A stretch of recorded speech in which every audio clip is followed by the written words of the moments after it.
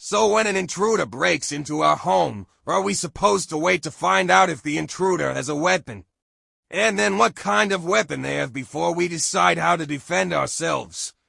Are we supposed to think about proportionality before protecting ourselves? I think not. In a split-second decision, just grab any weapon you can to protect yourself and your family. Period. This incident has raised a number of questions about use of force and self-defense, some calling it an example of a broken system, while experts say there is a limit to what's allowed.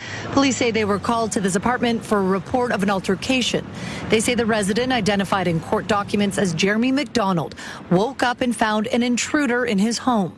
A fight ensued, and the alleged intruder, identified as Michael Kyle Breen, was airlifted to a Toronto hospital with serious injuries. I think what he did was justified.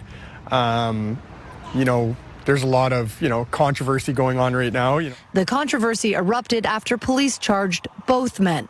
McDonald faces aggravated assault and assault with a weapon charges. Court documents suggest a knife was involved. Breen faces various charges, including possession of a weapon, break and enter, and failing to comply with probation. Something is broken. I know if someone breaks into my house or someone else's, you're going to fight for your life.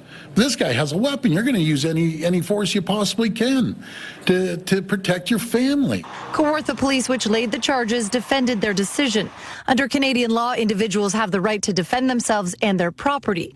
However, it is important to understand that these rights are not unlimited in Canada.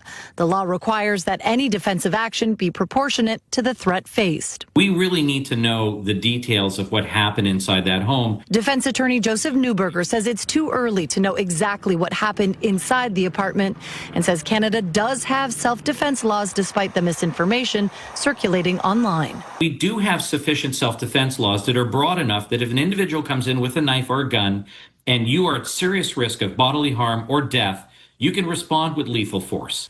Court documents show there was an arrest warrant out for Breen, the alleged intruder, at the time of this incident.